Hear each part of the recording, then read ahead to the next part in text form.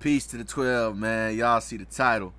The Black Vikings they don't show you. Okay, the Black Vikings they don't show you. And that's why I did this little artwork right here. Because behind the curtain, you're going to understand that there is so-called black history behind the Vikings. I actually did a video on this 7 months ago, and I touched on it loosely. I touched on it loosely. I didn't even go crazy into it. But I did touch on it. It was called Real Black Vikings.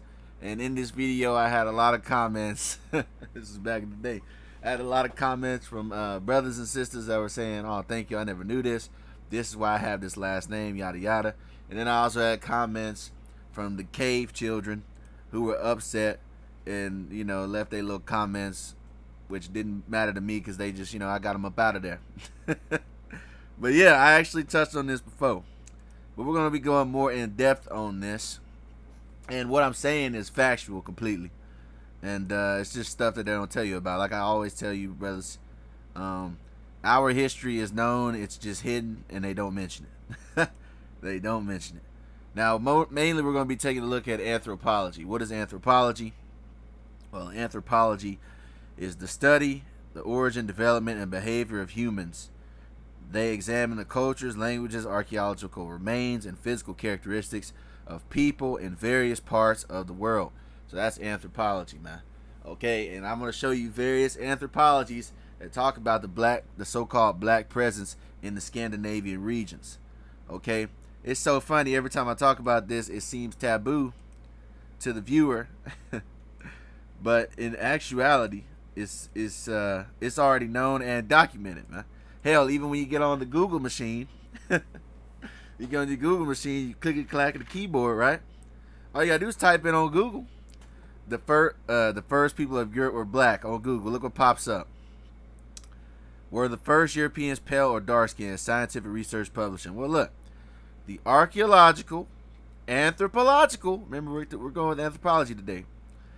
The archaeological, anthropological, and genetic evidence indicated that the first Europeans were dark-skinned sub-Saharan Africans who carried mtDNA haplogroup N and Y chromosome C6 into Europe. So that's just facts already, that the first inhabitants of Europe were so-called black people. Now, what the so-called white man likes to do, what your local historians and new anthropologists like to do, they like to try to correlate that with evolution. Like, oh yeah, at first they were black, but then they evolved white skin. No, they didn't. No, they didn't. And what they also like to do is they like to say that, oh yeah, they were black, but they were black 8,000 years ago and 10,000 years ago and 12,000 years ago. Why do they give those long margins of years for them being black? Because they want to acknowledge that, yes, we know that the so-called black man was there, but what they don't want to know is they don't want you to know about the civilizations that come hereafter. So they say words like 8,000, 10,000, 12,000 years ago because you can't really go into a civilization that far back. Okay, basically meaning, oh yeah, but they were simple they were simple hunters and gatherers. They didn't do anything great until they evolved into white people and made all these civilizations. That's basically what they want you to believe, but it's a lie. They didn't evolve at all. And once again, I've said this a million times, the so-called white man does not come from Europe. Okay, he is not an aboriginal resident. But anyway, so let's go into the first anthropologist, American anthropologist, born in 1875, died in 1934. His name was Roland Burridge Dixon. He was an American anthropologist. Let's see what he had to say. He wrote a book titled The Racial History of Man by Roland B. Dixon. Now we're going to touch on this book. We're going to go to page 76, Europe. All right, we're going to go to the highlighted portions for sake of time. I'd be here all day. I got 113 slides. So we'll get straight to it, right? These factors, however, are precisely those whose presence in Mecklenburg in Neolithic times was so striking and peculiar. And it is tempting to see in these facts the evidence of the expulsion of the peoples of the Mecklenburg region by the westward advance of the Nordic tribes and settlement of the refugees in Sweden. He used the word like expulsion. I'm actually going to highlight that real quick. Where was it at? The expulsion of the peoples of the Mecklenburg region. Yeah, like I said this before in other videos, and I'm gonna touch on it in this video as well. What people are like, oh, if they were black, well, where are they now? If they didn't evolve, where are they now? Well, I'll tell you what happened. The so-called black inhabitants of Europe, three things happened to them. They were killed off, they were deported, mainly deported.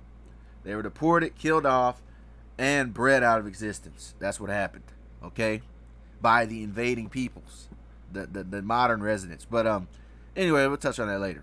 He just said the expulsion of the peoples of the Mecklenburg region by the westward advance of the Nordic tribes and the settlement of the refugees in Sweden. Now, when he says so-called Nordic tribe, he's talking about your modern-day blonde-haired, blue-eyed Nordic type, right?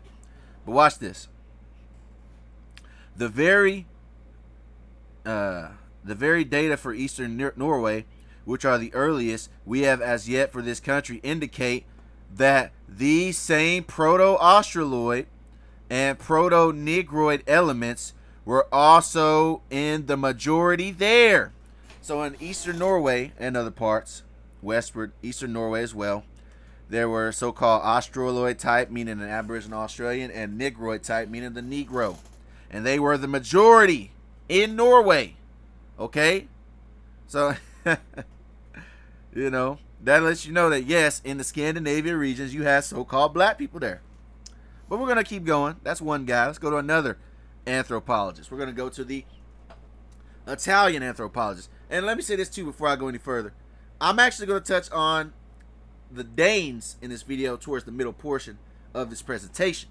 The Danes, and proving that the Danes were so-called black. See, everything I say sounds controversial, and I have all these people. I already know right now I'm going to have these cave commenters who are going to be like, oh, you know, another stealing history. Listen, your life is a lie. Don't get mad at me that your people gave you a fake history. Your life is a lie, okay? And to all the so-called observing Edomites, your time is coming to an end, period. But anyway, back to what I was saying. This is the Italian anthropologist, Giuseppe Sergi. Giuseppe Sergi, born in 1841, died in 1936.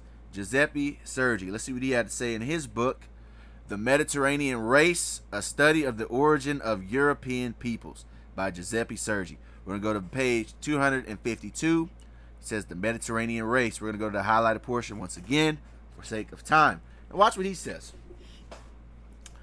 It is the cranial and facial forms that lead us to accept the consanguinity of the African Hamites of red, brown, and black color with the Mediterranean peoples.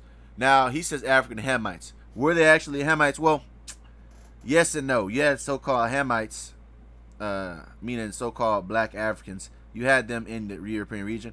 But you also had so-called black people of Shemitic stock, Afro-Asiatics, that were in Europe. Okay, but he's just going to lump them all together because they're so-called black. He's going to lump them all together and call them Hamites. So I just wanted to say that as well. But anyway, African Hamites of red, brown, and black color with the Mediterranean peoples.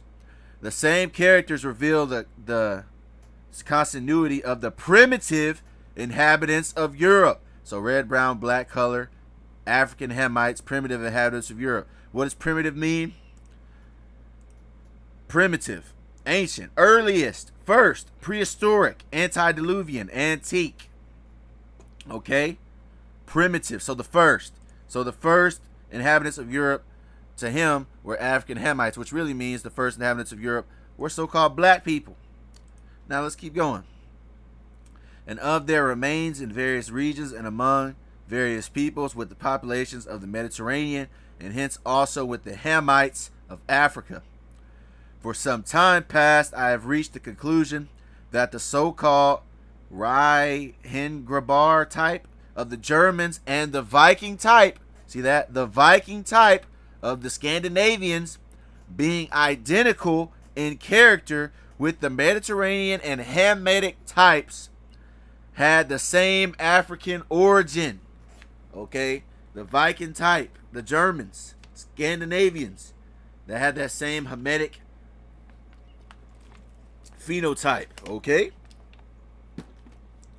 The populations with these cranial and facial forms in the north of Europe, see, northern Europe, are, as I have shown, of African origin, separate branches of the same trunk. All right, so they have the same common ancestor. They were also called black. Okay, the original Germans, Vikings of Scandinavia, the Mediterraneans, they were also called black people. Okay, now let's read on to the next part. We're gonna go to page, and I'm gonna show some of his sketches on what he calls Euro-Africans in a minute. So-called Euro-Africans, which is a mixture of Europe and so-called Africa, right? But anyway, page 258, same book, Mediterranean Race, a study of the origin of the European peoples by Giuseppe Sergi. We're going to go to the highlighted portion. Let's get it, all right?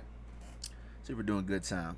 10 minutes, only got 13 slides, got 100 more. So this comparison and a corresponding series of variations have convinced me that this human family, including so many groups of peoples between the equator and the north of Europe, see that, north of Europe, is really a zoological species. See, a lot of these anthropologists, they still believe in false evolution. Once again, trying to think, oh, they evolved in this. No, once again, they were invaded. But anyway, I'm going to do a video tackling evolution at some point. That's just a lot of stuff I got to get together, but I'll do it eventually.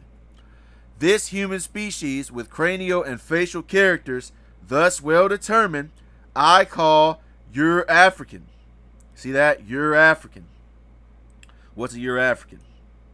Euro-African, Webster Dictionary, an assumed prehistoric subrace of type from which originated Mediterraneans of Europe and certain North African peoples as Algeria, Egypt, and Ethiopia. All right. See that? Algeria, Egypt, and Ethiopia. We'll touch on Algeria later on in this video. But I just wanted to show that. So that's what a Euro-African is. I call Euro-African.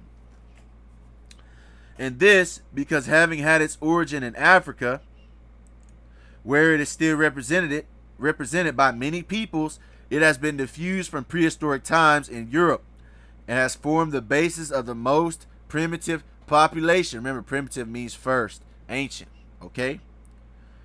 This Euro-African species is not Breton's race, nor Ken's Caucasian race. So he's telling you they're not Caucasians.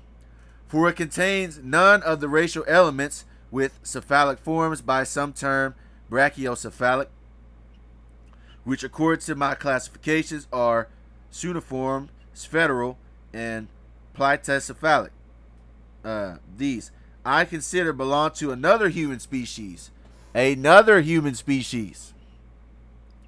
Euro-African species has absolute uniformity of cephalic and facial forms throughout its geographical location. Okay? So, let's keep reading on. Page 259. Geographical distribution. Now we're going to go to this part. Practically, we may consider the cranial type single for the four variations are always found together. And we may divide the whole Euro-African species into races according to the color of the skin. So he says you can divide the whole Euro-African species due to the colors of the skin pigmentation. Okay? The Euro-African species thus falls into three races. The African, with red, brown, and black pigmentation. The Mediterranean, or brunette complexion, inhabiting the Great Basin, including part of northern Africa. Okay? And when he says red, brown to black pigmentation, that's like ruddy. See, contrary to what they tell you ruddy is, when you type in a ruddy cow, you get that brownish red tinge. Versus a swarthy cow, which would be a black cattle. These are the things he's separating them into. Okay, you got the black and then you got the reddish brown. So that's what he means when he says red, brown to black pigmentation. And when he says the Mediterranean brunette complexion, you have to understand that the word brunette, nowadays the word brunette is considered a Caucasian woman with brown hair. But in the ancient world, a brunette meant somebody with a brownish complexion. Let's prove that. This is the Noah Webster Dictionary 1828 edition. Brunette, a woman with a brown or dark complexion. So that's what a brunette was back in the day. Now let's keep going. I'm going to read that again. The Euro-African species thus falls into three races. The African with red, brown, and black pigmentation. The Mediterranean and of brunette complexion. Average to the Great Basin, including part of northern Africa. Formerly occupying Asia Minor. The three great peninsulas of Europe. The Mediterranean islands, the Canaries, as well as the portion of Western, Central, and Eastern Europe. Now difficult to determine finally. Now watch this. A Nordic race of blonde skin and hair, blue-gray eyes, most numerously represented in Scandinavia, North Germany, and England. All right. Thus, the Mediterranean stock is a race of variety of the Euro-African species and differs from the two other varieties chiefly in color. All right. So, there's that as well. Now, these are the Euro-Africans he writes about. These are the features of the Euro-Africans that he writes about. All right. It says Euro-African species, Euro-African species. Okay. So-called black people. And we are the aboriginals. We are the first. Like he said, primitive inhabitants, the first. Okay. This new type, which he mentioned right here. Let me go back. This new type, which he mentioned, the Nordic race, blonde skin, blue hair, they came later after. They are not the aboriginals. Long skull, very tall, fair skin, blonde, brown, red hair, light colored eyes. They are unoriginal. They are not the aboriginals. I touched on this in depth, speaking on where the so-called white man comes from, which is not Europe. He actually comes from Central Asia. I touched on that in these videos. The Black Irish clans, original European, white people are not from Europe. I did all those videos, all right, on my Robert Pence channel. So you go touch that. You go touch that for more information. Now we're gonna keep on moving down, right? And I haven't even got to the Danes yet. When I get to the Danes, man, I'm gonna be going in. All right. And notice all these people that are writing this are so-called white people. So you can't be like, oh, here we go, another Afrocentric. See, I always use my data mostly from these so-called white people. Why is that? Well, for two reasons. Number one is so people can't say, oh, of course you're gonna quote black authors. And number two is because these Negroes, for whatever stupid reason, believe every word the so-called white man speaks. Why? Because the God in his mind is a so-called white man. Therefore, he gives him more credibility than of his own nation, which is retarded, but it's the truth. But that's what they do. Now, reading on, this is a guy by the name of Alexander Winchell, born in 1824. He was a geologist. So he had to say in his book, Our Remote Ancestry, Alexander Winchell. We're going to go to page 246, Our Remote Ancestry.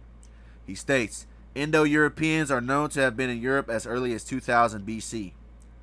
So he says Indo-Europeans are known to have been in Europe as early as 2000 BC. Who are Indo-Europeans? The Indo-European is a so-called white person. An Indo-European, Blumenbach's 18th century term for the white race of mankind, which he derived from the people who lived in Caucasus. This term is usually used synonymously with Caucasoid European or white. Okay? So he says the Indo-Europeans have been in Europe as early as 2000 BC. Well, who was there before 2000 BC? Well, he's going to tell you. In 2500 BC, which is at least 500 years before 2000 BC, he tells you that so-called black people were here. Our Remote Ancestry, page 247. He says, they came from Atlantis and northern Africa at the time when the Hamitic Berbers were gaining possession. See that? Hamitic Berbers gaining possession. They overran the Spanish peninsula, founded cities, built a navy, carried on commerce, extended their empire over the countries that later were known as Gaul and Britain. Gaul, I believe, is France, modern-day France, what you would call it. So France and Britain held Italy as Secanes when Rome was founded. Okay? Who? The Hamitic Berbers. We'll touch on the Berbers later on in this video. Now let's go down to here. The Pelagic Empire was at the meridian as early as 2500 BC. This people came from the island of the Aegean or more remotely from Asia Minor. Now watch this. They were originally a branch of the sunburnt Hamitic stock. So he's saying they were so-called black. The sunburnt Hamitic stock. As a matter of fact, sunburnt Hamitic stock goes to Eastern Bible dictionaries. It's word Ethiopia. The word Ethiopia literally means country of burnt faces, which is why he would say a statement like the sunburnt Hamitic stock, which once again, I am not saying that all these people here were Hamites, but this is what they're saying because they associate all so-called black people with Hamites. All right? But Ethiopia means country of burnt faces. Its inhabitants were descendants of Ham, tall and smooth. Now it says tall and smooth, right? Well, we know who was a smooth man. The smooth man was Jacob. Why is that? Because Jacob was a so-called black man. Genesis 27:11. And Jacob said to Rebekah, his mother, behold, Esau, my brother, is a hairy man, and I am a smooth man. So Esau was hairy, but Jacob was smooth. Well, he says what? Tall and smooth. Okay, then he goes to the Hamitic races, but so-called black man in general has very little body hair. But he says, my brother is hairy man. Who is the hairiest people on the earth? Well, the so-called white man. Which race has the most body hair? Who has the most body hair? Drum roll, please. Whites are the hairiest, with Mediterranean, Southern Europe, and Semitic people, Middle Eastern. No, the original Semitic people are not the hairiest. Because Jacob is Shemitic. Okay? And if the Semitic people are hairy, why was Jacob a smooth man? You gotta answer that. Granted, Esau is also Shemitic, but you know, that's another video for another day. But yeah, the hairiest people. And also in medieval Europe, the wild man, they're dropping hints on who the wild man is. Okay? The hairy person. Okay? And there's a tapestry you can look up called The Wild Man and the Moors back in 1440. Alright, you got the Moors, so-called black people, fighting off the wild men. Okay, notice the wild men. What do they look like? They look like so-called Caucasians. But they're super hairy, man. Okay? But anyway, man, that's another video for another day on that, but in the Middle Ages. But let's go to another book by Charles Squire, Celtic Myth and Legend, Poetry and Romance, which costs $2,000, by the way. $2,600. Damn. But I got the book. Chapter 3, page 19. Who are the ancient Britons? Well, check this out. Remember I told you I was going to touch on Berbers later, right? Well, we're getting there right now. It reads, the earliest of these two races would seem to have inhabited our island from the most ancient times, and these are so-called black people, and may for our purpose be described as aboriginal. What's aboriginal mean? First, earliest, existing from the beginning. Aboriginal. Now let's see what these aboriginals are. It was the people that built the long barrows, and which is variously called by ethnological I can't say the word. Ethnologicalists, the Iberian, Mediterranean Berber. So the Iberian, the Mediterranean, the Berber, the Basque, the Silurian or Asquarian race. In physique, it was short, swarthy, dark-haired, dark-eyed, and long-skulled. Its language belonged to the class called Hamitic, the surviving types of which are found among the Gauls, the Abyssinians, the Berbers, and other North African tribes. Alright, and it seems to have come originally from some part of Eastern, Northern, or Central Africa. Okay, so he says, so he just mentioned, right, that the people of the Iberian, or he says that the original people remind you of the Gauls, Salaki. He said the surviving types, so the people that are still around, would be the Gauls, the Abyssinians, and the Berbers. Well, let's see what they look like. This is the Gala tribe. Alright? This is the Gala tribe, so-called black people.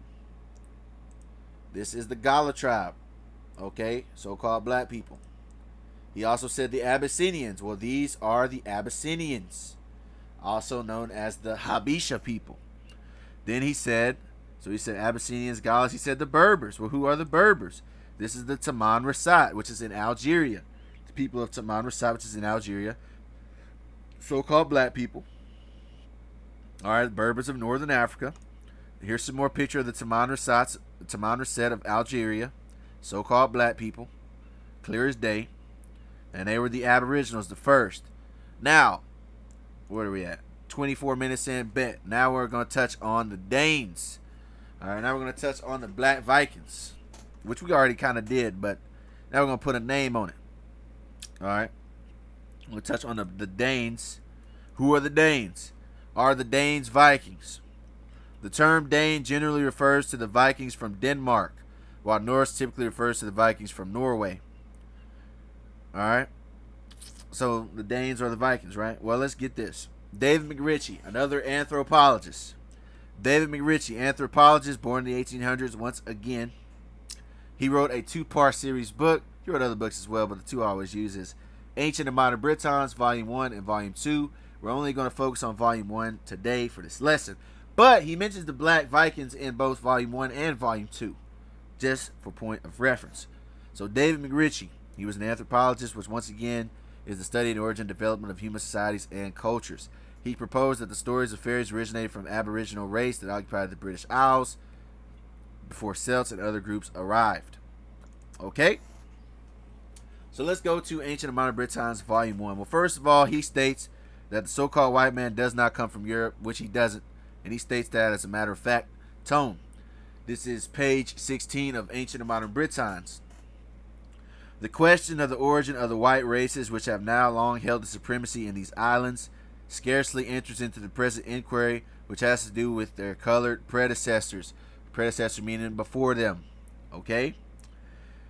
While a fourth, as we see, hints that the home, if not the cradle of the white race, was Europe, but there seems little probability of any of these theories ever becoming substantiated. That's because they're not true and they don't come from Europe. We have just seen that many scientific men hold that there are some grounds for believing that portions, at least of Europe, have formerly been inhabited by black, tawny, and copper-colored races. Doesn't that sound like what that other guy said? Let's go back. Where he stated, the Eurasian species, 3 races, red, brown, black pigmentation, and brunette complexion. Doesn't that sound like what he just stated? Remember, these are both anthropologists, where he just stated Europe formerly been inhabited by black, tawny, and copper-colored races. Okay? So I just wanted to touch on that real quick before I go into the Danes. But yes, he states that no, white people do not come from Europe. Anyway, now we're going to go to the Cimbri or Danes, page 113, Ancient Modern Britons, Volume 1. He's going to tell you, not in this part, but later on in this book, he's going to tell you straight up that the Vikings were Negroes, or specifically the Danes were Negroes, so-called. The Danes, this is page 113. The Danes, this is Volume 1, if I didn't say that, Ancient Modern Britons, Volume 1. The Danes, being for the time driven out of Ireland, went to Alban or Scotland. The mere fact that jealousy and warfare existed between the two does not itself warrant one in including that the North men and the Eastmen, as Danes and Saxons together were styled by the Franks, were different in race, but it shows that they regarded themselves as different in nationality. Probably the name Viking also belongs to the Danes. So the name Viking belongs to the Danes. Remember that. The name Viking belongs to the Danes. So if the Danes, in that regard, so if the Danes are black, that means the Vikings were black. Okay? The name Viking also belongs to the Danes. Probably, and not at all the Normans. It is as Danes and Vikings that the piratical hordes and plundered, burnt, and destroyed along the Scottish seaboard are chiefly known, and it was by a treaty with the King of Denmark in 1014. Now watch this. 2 nations were distinguished as Fingalil, or Fingal, white or fair-haired Gauls, and Dubagal, black or dark-haired Gauls, the former being. So he says dark-haired Gauls, or that's what they assume. Because a lot of people say, oh, when they say the black Vikings, or when they say so-and-so the black, they're talking about because there's black hair. No. And he's actually going to debunk that in this. Page 114. It says, black-haired, the former being Norwegians and the later Danes. Now watch this. Watch this. But the typical Dane of today is not black. Is not a black-haired man. Quite the reverse. You see that? And dub means black without any word of hair. Without any word of hair. They never mentioned their hair. These 2 sections of invaders were also known as Fin Genti and Dub Genti. White Gentiles and black Gentiles. White and black Lochiners or Scandinavians. And in the wars of Gadil and Galil, Gauls, Gales, and Gauls, the Denari are styled black Dinars or black Danes. Now watch this. Once again, he's not talking about no damn hair color like they try to tell you. In none of these terms is there any hint that the color of the hair is indicated. But the expression used by St. Bertrand in speaking of the Norwegians leaves us no room for doubt. So it leaves us no room for doubt that these Danes he's talking about are so-called black men. He calls them the Gentiles of pure color. So when he talks about the white Gentiles, he calls them of pure color. The Danes then were not of pure color. They were dubbed black, as black at any rate as the black Huns, who were of a dark complexion, almost black. There can be no question about it. Okay? He says there can be no question about it. You see that? You see that? I know people sick. Look, save it, man. There can be no question about it. The designation given by the common people of one race to another is almost invariably founded upon some physical feature, and the most natural distinction in that color where the races differed in complexion. For example, the invading whites styled the Indians of America redskins, and these again called their conquerors pale faces. So, of course, if they call the redskins pale faces, that would mean the black Danes were actually black. Okay? A native Australian is a black fellow to the modern Briton. Other blacks are roughly spoken of by us either under that title or under its other form as Negroes. Therefore, when the white races of Britain styled the Danes black heathen, they simply made us of the most natural use term that could occur to them. So yes, these were literal black Danes. I already showed you all the other anthropologists that talked about the Euro-African species, so-called black people. They said Hamitic, Africans, North Africans, yada yada, right? That's what they said. Right? So reading on. And this wasn't no damn 10,000 years ago, 12,000 years ago, because look, what time period we're in? The AD 1090. We're in 1090 AD. What's that, the 11th century? Here, there is a perfect unanimity, the cum nigris gentilis of the annuals and pals, the black army, are at one. Thus we have as evidence these terms dub, used for different nouns, niger and black, all applied in the most natural and matter-of-fact way to the Danish pirates by men of presumably white race. Can anything be clearer? So it's no question the so-called black Danes, they were around, man. Period. What may be called genealogical evidence of the existence of black-skinned races existing in Scotland within historic times has already been adduced in considering the Moors. So basically he's saying genealogical evidence of black-skinned races in Scotland has already been proven by the Moors. Okay? And it is difficult to decide whether the examples given ought to be styled Picts, so-called, or Danes. That's because the Picts were so-called black also. I'm going to do a video on them at some point. Because both were Picts and contemporaries. And the very district which still bears the name of the ancient Moray men. Now, Moray, isn't that an artist? Isn't Moray an artist? Moray, so-called black man, a singer. Moray men. Was also the very district in which the Danes lingered longest. Okay, now we'll go down to here.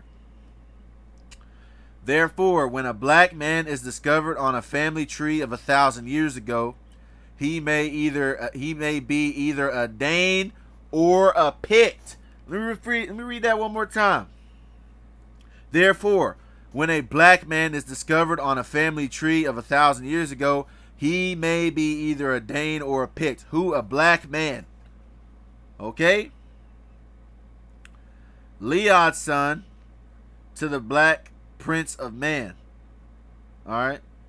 Leod's son of the Black Prince of Man. So Leod was the son of Olaf the Black, king of the man of the North Isles. And he was a so-called black man, is what he's telling you. Okay? So, Leod, son to the Black Prince of Man, which is Olaf the Black. And no, it wasn't no damn black hair. We already disproved that. Which island was for a long time under the rule of the Danes. The father of this Leod was, in all probability, Olafir Svarti or Olav the Swarthy. Now, this word Svarti, we're going to touch on this later on, so keep this word in mind, Svarti, or Olav the Swarthy. Well, this word Olav, there's a so-called black man whose last name is Olav. Why is that? He probably has that black Dane Scandinavian ancestry.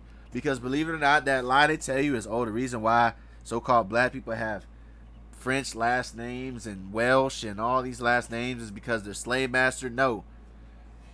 A lot of reasons why these people have these Welsh names and all these other type of names, German names, is because so-called black people were being deported from Europe to the Americas. I've said this before. The so-called black people that you have in the Western Hemisphere come from three major groups that are the so-called black people that were already here in the Americas, because yes, you already have so-called black people that are already here. You have the so-called black people that came from West and Central Africa, all right, via the so-called slave ships. And then the third one would be the so-called black Europeans, or the Euro-Africans, the black Europeans who were deported from Europe into the Western Hemisphere. Believe it or not. But anyway, this word Svarti. Well, the word Svart means black. Svart means black. Having a black color, black of a person. Okay? But more on that later. More on that word Svart later. Let's keep reading. Page 117. See if I'm still recording. See if I'm still. Yeah, page 117.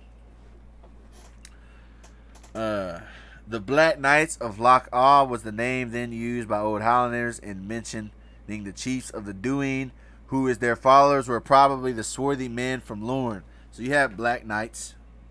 Okay. They must have been laterally displaced by a totally different race. See that? They must have been displaced by a totally different race. You see that? Displaced. We're going to go down to here. The steward of Eric the Red, he was, it is said, a large man and strong, black, and like a giant, silent and foul-mouthed in his speech, and always egged on Eric to the worst. He was a bad Christian. But a still more notable black Dane was Earl Thorfinn, son of Sigurd, the most distinguished of all the earls in the islands. Earl Thorfinn was a very precious in his education and in his every improvement. He was a strong man and ugly and of great stature. One of the largest men, ugly, suspect, black-haired, sharp-featured, and somewhat tawny. Okay? Brown complected. Well, let's keep going. Page 121. The black dwarves. See, black dwarves killed Olav the White. Hold on, Slakia. Olav the White, this is a unified lineage, states that he had a grandson. So Friday the Gallant was killed by the black dwarves. But anyway, let's keep going.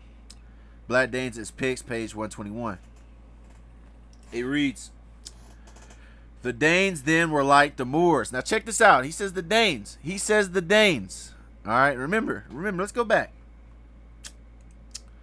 The Danes are the Vikings of Denmark. Now let's go back to where we just left. Let's go back. He said what? He said the Danes then were like the Moors, black. See that? The Danes then were like the Moors, black. Okay? The Danes then were like the Moors, black. This is a Moor. This would be the black Danes. The Danes then were like the Moors, black. Like them too, they were Picts. Like them too, they were Picts, as more than one eminent writer has proved. Okay? The title Gorm Wodstein is not confined to Highland genealogies. It was the actual name of a grim old pagan Dane who ruled over Denmark in the earlier part of the 10th century, and the word survived lately in that province of the Black Gentiles in the year of 729. So we're at 729 AD. So when I tell you that you had so-called black people in the Middle Ages, yes, you did. Like I had this guy. Oh, what are you talking about? I've never seen somebody so delusional before. Look, man, like I just said earlier in this video, don't be mad at me because your life is a lie. Don't be mad at me. But anyway, Page 123. A later writer than Boswell, writing 40 or 50 years ago, speaks thus to the people of Harris. All right, we're going to go down to here. Many individuals are dark as mulattoes, while others are nearly as fair as Danes. And he says modern Danes, of course. So he says fair as Danes, modern Danes, of course. So you have people that were the color of mulattoes. Insofar as I have been able to observe, the dark race is superior to the fair in stature and strength. So he says the dark race is superior to the fair in stature and in strength. Well, doesn't that sound familiar? Genesis 25 and 23. And the Lord said unto her, 2 nations are in thy womb, and 2 manner of people shall be separated from thy bowels, and the one people shall be stronger than the other people, and the elder shall serve the younger. So, mind you, he said what? The dark race is superior to the fair in stature and strength. Right? Well, that's scriptural. And the first came out red, Esau. And after that came his brother, which held Esau's heel, which was Jacob. Right? Now let's get the contemporary English version of Genesis 25 and 23. And he told her, your 2 sons will become 2 separate nations, which means race. The word nation goes back to the word race. The younger of the 2 will be stronger. So Jacob was stronger than Esau. The younger of the 2 will be stronger. The older son will be his servant. So, going back, many individuals are as dark as mulattoes, while others are nearly as fair as the modern Danes. And so far, I have been able to observe the dark race is superior to the fair in stature and in strength. That's the words of him, a Caucasian man. Now let's go to here. And finally, one who has every right to speak upon the characteristics of Western Islanders, given to the following picture of a Highland girl. All right. Her hair was as black as night, and her clear dark eyes glittered through the peat smoke. Her complexion was dark, and her features so unlike those who sat about her. Okay. See that? But, yeah. And it is scriptural that the Israelites are better than every other nation. Let's go to Deuteronomy 7 and 6. Deuteronomy 7 and 6. For thou art an holy people, meaning sanctified, separate from everybody else. For thou art an holy people unto the Lord thy God. The Lord Yahawah thy God hath chosen thee to be a special people unto himself, above all the people that are upon the face of the earth. That's favoritism. That's separation. Deuteronomy 14 and 2. For thou art an holy people unto the Lord thy God, and the Lord Yahawah hath chosen thee to be a peculiar people unto himself, above all the nations that are upon the earth. That's supremacy. Okay? Israelite supremacy. Now let's go to page 124 of Ancient Modern Britons, Volume 1. There is no reason to discredit such a belief, which is correct, which would place this girl out of the court as a witness of the Danish blood, the dark natives of Bara. Whether we look, therefore, as the Danes of history, or at the people who today have the best claim to be regarded as their descendants, we see before us men of swarthy skin. Swarthy means black, men of black skin. All right, Samuel Johnson's Dictionary, 1755 version. The word swarthy, dark complexion, black. All right, the example they use, it says what? The swarthy Africans complain. All right, and the word tawny is still a word that is applied to the Moors. Tawny, yellow like tan leather. All right, while they make the river of Senegal to bound the Moors, they are black. On the other side, only tawny. So the Moors are black and tawny, like I told you. That's leather color, leather brown to a very dark black, like the cows I showed you earlier. Right here, reddish brown, brown, black. That's the difference between tawny and swarthy. Back in the ancient world, at least. But let's keep going. Where was that at? Yeah, swarthy skin. Now let's keep going to page 125. Salakia. 125. This is going to be a long video. I'm only 60 slides in. Page 125. The return of The return to the swarthy people. Oh, my screen froze. Come on, bruh. Bet. The return to the swarthy people. If the earliest races of Picts or Moors were expelled from the districts in which we now find dark people, or were wholly exterminated there, such people will become the probable descendants of the black strangers, the black Gentiles. So the Picts and Moors were expelled from their districts, meaning we were kicked out, deported, and the other ones were what? Wholly exterminated. All right, that's a genocide. Okay. And thus the swarthy Welshmen, the small dark Highlanders, and the black Celts to the west of Shannon are as likely as not the living representatives of the Danes. While on the other hand, it is evident that the Flemings, the Norsemen, Gentiles of pure color. So he keeps telling you that the Norsemen are the so-called white people, allegedly. Now he talks about them being expelled from their districts. Well, this has happened to black people in Europe before. You can look no further than the black Portuguese Jews. All right, Tobias Smollett talked about it in his Annuals of Literature. Let's get that real quick. Page 141, highlighted portion. King John II in 1492 expelled all the Jews to the island of St. Thomas, which had been discovered in 1471, and to the other Portuguese settlements on the continent of Africa. And from these banished Jews, the black Portuguese, as they are called, and the Jews of Longo, who are despised even by the very Negroes, are descended. Okay, so that tells you that there were so-called black Portuguese Jews who were dispelled from Portugal to parts of Africa. All right, I touched on this more in depth in the video I did titled "Black Portuguese Jews." If you want to read on that, now let's keep reading on. Page 127. It may be left, however, to others to settle whether those seas, the various European rivers and districts of which later the Black Forest originally received their titles from the presence in their neighborhood of black people. So the reason the place was called the Black Forest was because of the black people, or from some striking natural feature. Okay? It was almost the last part of the Scottish mainland in which the Danes lingered, and their expulsions. Once again, expulsion, they were kicked out. Okay, in the Black Forest, just like you have things called the Black Towns, this is where they resided. Now, page 129 of Ancient Modern British Tales, Volume 1. Pentlands or Paintlands, formerly of Pict or Pitelands, a name which still clings to the northeastern limit of Scotland, once known as the land of the Gauls or foreigners, who whether early Picts or later Danes were painted Moors. They were so-called black. Point blank, period. And the word Moor, back in the Samuel Johnson Dictionary of the 1755, of the 1700s. Samuel Johnson Dictionary, Moor goes back to the word a Negro, a blackamoor. See that? A Negro, a blackamoor, Moor. Meaning what? If the Danes were painted Moors, they were painted Negroes. Alright? Let's keep going.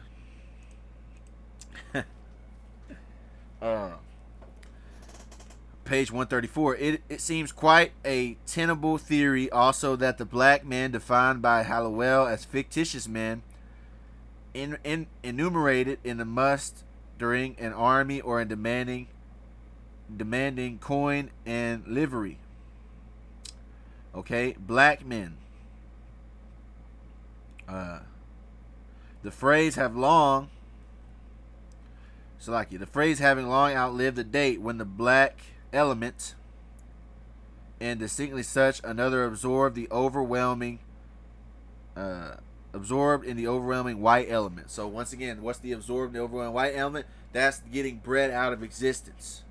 Okay, that's what I told you. They were either killed, deported, or bred out of existence. Meaning what? They killed the men and did things with the woman. However lightly we may see use it now, this term is intensely significant. It links the black Danes and the black Huns together by a tie of common custom as well as by a common hue. The expression applied by the inhabitants of Wales to the tribute exacted from their prince Meridiath by Danish pirates of the year 987 AD. So in 987 AD, the Danes were still black. Page 136. It likely that the foul-mouthed black man who accompanied Vinland expedition and who is emphatically put down in the saga as a bad Christian was a thoroughly paced black Dane or Hun. Alright, they got this anime that I haven't watched called Vinland Saga, and I bet you there's no so-called black people in it. It's probably all blonde hair or red hair people, you know. But whatever. You can correct me on that if I'm wrong. I ain't never seen the show. But a tradition of a black man living in Scotland within the memory of man was noticed in the treating of the Moors, who are in all probability of the same race substantially as the other black Europeans under whatever name. All right, the Black Knights. And yes, you have Black Knights. This is a picture of alleged Saint Maurice, all right, who was a Black Knight. Yes, you had Black Knights. And no, he was not an anomaly. Page 141. Thus, the Moors are Saracens, the Danes and other kindred races, and the Gypsies are virtually the same people under different names. So the Moors, the Danes, the Gypsies, the original Gypsies, they were all so-called black people of the same stock. And they were all Israelites, man. All right, now let's go to another book. Let's go to Thomas William Shore, who is an antiquarian and a geologist. Thomas William Shore, another guy born in the 1800s. What is an antiquarian? An antiquarian is those who study history with particular attention to ancient artifacts, archaeological and historic sites, or historic archives and manuscripts. Now, he wrote a book, Thomas William Shore did. He wrote a book titled Origin of the Anglo-Saxon Race, a study of the settlement of England and the tribal origin of the Old English people by Thomas William Shore. He's also going to touch on the Black Vikings, so-called Black Vikings. We're going to go to page 111. The consideration of the evidence that people of brunette complexions were among the Anglo-Saxon settlers in England leads on to that of people of a still darker hue. The dark black or brown black settlers. See, dark black or brown black settlers. Once again, that's just like what this guy was talking about when he said red, brown, black pigmentation, and brunette complexion. Okay, it's just like what he was talking about. Black, dark, black, and brown black settlers. Probably there must have been some of those among the Anglo-Saxons. By the way, the word Anglo-Saxon means sons of Isaac. For we meet with the personal names Blackman, Blakeman, Blakeman, Blockaman, Bleka, Blackman, Blakeman in various documents of the period, which represents what? A black man. Okay. The places called Blackmanstone in Dorset and Blackmanstone in Kent were on the quite close to the coast. A circumstance which points to the settlers having come to these places by water rather than to a survival of black people of the old Celtic race having been left in them. So the black Celts, the Danes, the Picts, the Moors, all the same people. Page 112. Another circumstance connected with these names which is desirable to remember to the absence of evidence to show that the Old English ever called any of the dark complexion Britons brown men or black men. So he's basically saying there's very little evidence to say they call them names like black or brown. Why is that? Because they used a whole nother word which is brun, brune, or svart. Svarti. Okay? The Welsh annals mention black Vikings on the coast as if they were men of unusual personal appearance. Black Vikings on the coast with unusual appearance. There is another old word used by the Anglo-Saxons to denote black or brown black. The word swart. The personal names Suart and Suart, and that's also where you get the word Stuart from. Okay? Where's that? Swart and Suart may have been derived from this word and may have originally denoted people of a dark brown or black complexion. Okay? These may be of Scandinavian origin for the econym or nickname Svarti. Remember I told you, remember this word? Flashback. Remember I told you, remember this word Svart, which means a black person? Well, look. That's what he said. Svarti, found in the northern sagas. Halfdan the Black was the name of the king of Norway who died in 863 AD. The so-called black men of the Anglo-Saxon period probably included some of the darker Windish people, among them immigrants or descendants of the people of the same race as the ancestors of Sorbs of Lusatia. Okay?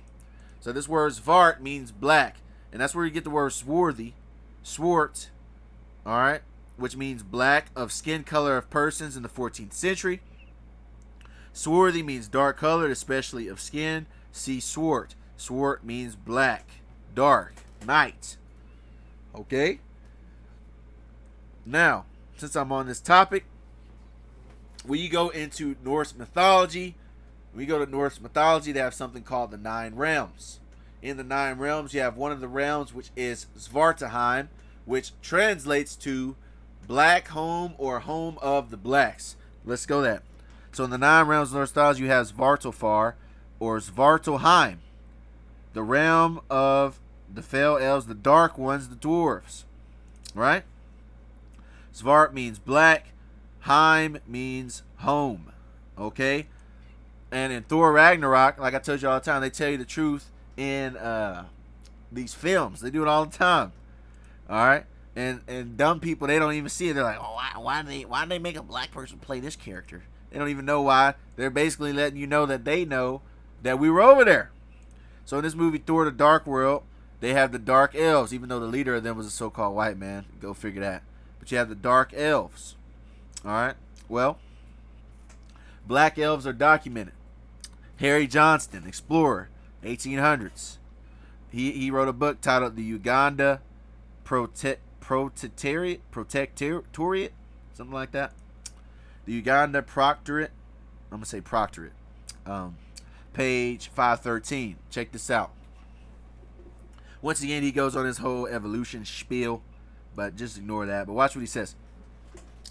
Even before the Negro quitted Arabia to invade and occupy the greater part of Africa, he may have developed a pygmy type or have had tendency to generate races of stunted stature. Remains which have been found in Sicily, in Sardinia, in the Pyrenees, including a curious little statuette fashioned by men of the Stone Age, which would be the so-called Neolithic period, discovered in the last name locality, hint at the possibility of men of this pygmy Negro type having spread over part of Europe. Okay, so you had Negroes over part of Europe. The dwarves that you read about, the mythical dwarves, they were the short so-called black men, the pygmy type. It has been hinted by more than one anthropologist of authority on that. And I already showed you all these different anthropologists. One anthropologist of authority that a dwarf Negroid race may have one time existed in Northern Europe. Northern Europe, the Scandinavia region, right? Northern Europe. The black dwarves. Okay? And by an exaggeration in legend and story of the peculiar habits, strangely recalling the characteristics of the little dwarf people of the Congo of the present day, having given rise to the stories of kobolds, elves, and sprites, gnomes, and fairies, the type of the Negro. Let's go down to here. These Negro dwarves in bleak or poorly forested regions no doubt lived in caves and holes, and the rapid manner in which they disappeared into these holes, together with their, and then see, look, he's going into the monkey shtick, the baboon-like, making themselves invisible. Now, dwarves are known for being the hidden ones. Even in Skyrim, which was my favorite game growing up as a kid, Skyrim, they had a race of dwarves, and what happened? The race disappeared, and the dwarves had dealings with the dark elves. Okay, I don't want to touch on that, but so now you wonder why. Look, Amazon Lord of the Rings fans troll the black dwarves, but in actuality, the actual dwarves were so-called black people. Okay, and they did this cold black, the Sweden dwarves, some race, allegedly racist cartoon. I never seen it, But they had black dwarfs. But see, once again, they put this in their fictional films, and people don't know why they're there. But they know why they put them there. Now, they speak of this as well in Journal of the Royal Institution of Cornwall, Volume 6, 1878 to 1881. Let's read this. Journal of the Royal Institution of Cornwall, 1907 to 1977, page 281, which reads, Slocky, let's scratch my back. But anyway, which reads, page 281, in Africa, actually, let me read this real quick. Dwarf races of the Philippine Islands and the Europeans before long discovered the dwarfs in the Andaman Islands, who were known as the Manopis. In Africa now, dwarf tribes were continually being found. Alright? The strange pygmies of Africa. Now we're going to go down to this other highlighted part. Mr. R.G. Hall-Burton has traced these pygmy races into Morocco and Spain, the black dwarfs, gnomes and trolls. Currently, long ago, Jacob Grimm concluded from the tradition of elves, gnomes and trolls current in Germany, the dwarf races inhabited Central Europe in prehistoric times. Professor Nielsen has come to the same conclusion, comparing in Scandinavia, Northern Europe, you had black dwarves, pygmy people. All right. See, there's a little bit, oftentimes in myths, there's a little bit of truth in myths sometimes. All right. This is no different when you hear about the magical dwarves. All right. The pygmies. Look, Scandinavia. Pygmies of Africa. Look, a pygmy. Google. A member of certain peoples of very short stature in equilateral Africa and parts of Southeast Asia, like the Andaman Islands. These are the pygmy people. Okay? The black dwarfs. Alright, so now you know why in The Witcher they depicted the elves as so-called black people. Now you know why. Oh, they're replacing white characters for black. Netflix has gone woke. They don't know what's going on, bro. They're letting you know that the elves represent the so-called black people. And while I'm on this notion, right? So the black elves in Thor Dark World, the black elves are so-called black, except for their leader. But when you go to the Marvel comics, the dark elves are depicted as blue. There's a reason for that, because it's still coded to represent the so-called black people. The dark elves represent blue. Alright, dark elves RPG, and this is Malekith the Accursed. In Skyrim, you had Malakanth, which was a god the orcs worshipped. Alright, now they're depicted as blue. Well, blue represents the so-called black man. I'm going to prove it. Let's go to the Oxford Lexicon. The blue man. A blue man is a black man, an African, a blow man. Middle English Dictionary entry, blue man, a blackamoor or a Negro in Blumenland / Ethiopia. A Negro, etymology. A Negro, black skin race of Africa, black. U.S. blacks. Blackamoor, a blue man. A blue man. So the blue elves represent the black elves, which are so-called black people. Okay? As a matter of fact, John M. Riddle, who was an American historian, speaks on this as well in his book, A History of the Middle Ages. John M. Riddle. The Vikings in Iberia. We already know the Vikings. I already proved it. But we'll go to this highlighted part right here, the underlined part. It says, thwarted in Muslim Spain, the Vikings raided the shores of northern Africa, where they rounded up large numbers of what they call blue men and black men. So the blue man is the black man. This is page 219 of History of the Middle Ages. Okay? And the word blah, which is like blah land, which meant North Africa. And that lets you know that North Africa was inhabited by blacks, by the way. Blah land, which means black. So black land, North Africa. Blue, black. Blar can mean blue or black. Interchangeable.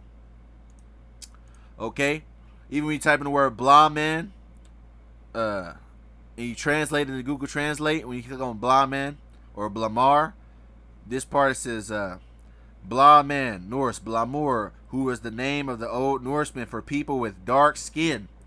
Negroes and Moors, i.e. North Africans. Blue could previously mean blue, dark blue, and black. Yes.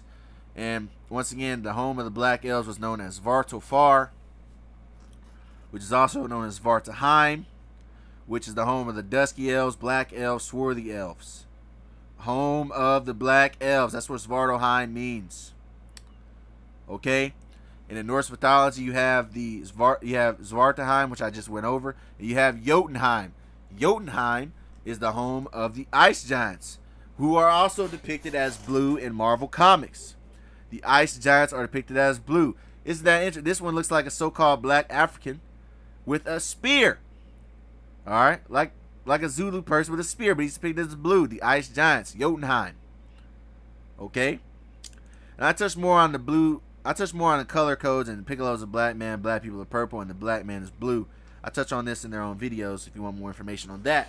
But back to origins of the Anglo-Saxon race. Oh, we're almost out of here too. I got like 10 more slots. Back to the origins of the Anglo-Saxon race by Thomas William Shore. Some of the darker winds may well have been among the Black Vikings referred to the Irish Annuals as well as in the Wales. Black Vikings, page 113, right? The invasion of the coast of the British Isles by Vikings of a dark or black complexion rests in historical evidence which is too circumstantial to admit or doubt. So the evidence is too circumstantial to doubt that there were dark and black complected Vikings. In the Irish Annuals, black Vikings are called Dub Genti or black Gentiles. These black Gentiles on some occasions fought against other plunderers of the Irish coast known as the Fair Gentiles. Alright, in the year 851, the black Gentiles came to Athcalath, Dublin. So in 851, they were still present in 800 AD. In 852, we are told that 8 ships of Finn Genti, which would be the Fair Gentiles, the White Gentiles, arrived and fought against the Dub Genti for 3 days, and that the Dub Genti were victorious. Once again, like I told you, superior. Told you what, that the darker Vikings were superior. That's what they told you a while ago. The black Vikings appear at the time to have had a settlement in our close to Dublin, and during the 9th century were much in evidence on the Irish coast. In 877 AD, a great battle was fought at Loch between them and the Fair Gentiles, in which Alban, chief of the Black Gentiles, fell. Okay, so once again, yes, you have so-called Black Vikings, man. It's undeniable at this point, you know. And I do the reason it takes me so long to do these historical videos is most of the time I already know these things myself. But I have to go back into the books. I have to go back to the research and put that in a PowerPoint presentation, which takes a long ass time. Then I have to find the chapters where they were at, yada yada. I got to find the author, what he looked like, and put it all in this presentation. So that's why I don't do these videos every day. Okay, and also my main focus is to speak on the scriptures. So of course my channel will always be a scriptural channel. But I am a lover of history, and I study antiquities and whatnot, so those are my 2 main focuses. All right, but anyway, page 114. Their descendants are among the darkest people of Europe, and as they are thralls, some of them may have accompanied their lords. The Danes and Norse, having a general race characteristics of tall, fair men, must have been sharply distinguished in appearance from Vikings, such as those of Jomberg, for many of these were probably of a dark complexion. In the year 987 AD, which tells us that Gothrit, son of Harold, with black men devastated Angel Sea and captured 2,000 men. Another entry in some record tells us that Merodut redeemed the captives from the black men. Okay. Oh no, my computer froze. Bet. So when you go to a show like Vikings, or a Valhalla character is a so-called black woman, as a Jarl, that's why they put that in there. See, people are like, why they put these black characters here? That's why. When you go to Idris Elba and he played Heimdall, there's a reason he played Heimdall. Alright, when Tessa Thompson played Valkyrie, there's a reason they had her play Valkyrie. Because they're in the know of our history, while we are left in the weeds. Now, before I get out of here, yes, the Vikings were Israelites. Here's a little proof on that before I get out of here. The Vikings were Israelites, Hebrew nations, Viking origins. The Vikings were of Israelite descent. All right. Are the Danes from the tribe of Dan? Yeah, the Danes are the Danites. A 15th century Latin chronicle, Chronicon Hausut Vitus, states that the Danes were of the tribe of Dan. Okay, the Danes were of the tribe of Dan. You see that? So that's plain, man. And once again, what do we know about the Danes? The Moors and the Danes were the same people. They were so-called black. Black Danes. Okay? We know that for a fact. The Danes were painted Moors. So, the Danes were Israelites, the tribe of Dan. Alright, the Vikings were Israelites. Anglo-Saxon means son of Isaac. Alright? It takes no great leap to reason to conclude that Saxons is a corrupted form of Isaac's sons. Alright? Saku Suna. Alright? Sons of Isaac. Anglo-Saxons. Okay? And I'm going to end this. So, sons of Isaac. Alright? And I'm going to end this with 2nd Ezra 6 and 27 and 28. So, 2nd Ezra 6 and 27. For evil shall be put out, and deceit shall be quenched. So, I'm quenching the lies. Alright? By bringing out the truth. Alright? Which I owe all to Yahawah Bashim Yahawashi, the Heavenly Father, and His only begotten Son. So for evil shall be put out, and deceit shall be quenched. As for faith, it shall flourish. And you have a lot of people coming back into this truth and believing in Yahawah Bashim Yahawashi. Corruption shall be overcome, and the truth, which has been so long without fruit, shall be declared. So the truth is being revealed, man, in these last days. And that's speaking about the truth of the Bible, but just the truth in general, man. Because whatever they hide, whatever happens in the dark comes to the light. We're peeling the curtain back, and I'm showing you the black Vikings that they don't tell you about, man. All right? So that's the end of this lesson, the conclusion of this lesson. With that, I say peace to the 12. I want to give all praises, honor, and glory to the Heavenly Father, the Most High Yahawah, in the name of His only begotten Son, Yahawashi. Yahawah is the name of the Heavenly Father, who's calling on His God. Yahawashi is the Savior of the nation of Israel, who's calling on His Jesus Christ. Or say shalom, which means peace to you people listening and learning. You brothers doing this work, truth and sincerity. And to you elders that's been doing this thing before me, man. Yeah, man. I had to let y'all know this. But it's the truth, man. Yes, there were black Vikings. Yes, we were Vikings. Yes, some of them are in Europe or in America today with that European last name. I'm gone. Peace.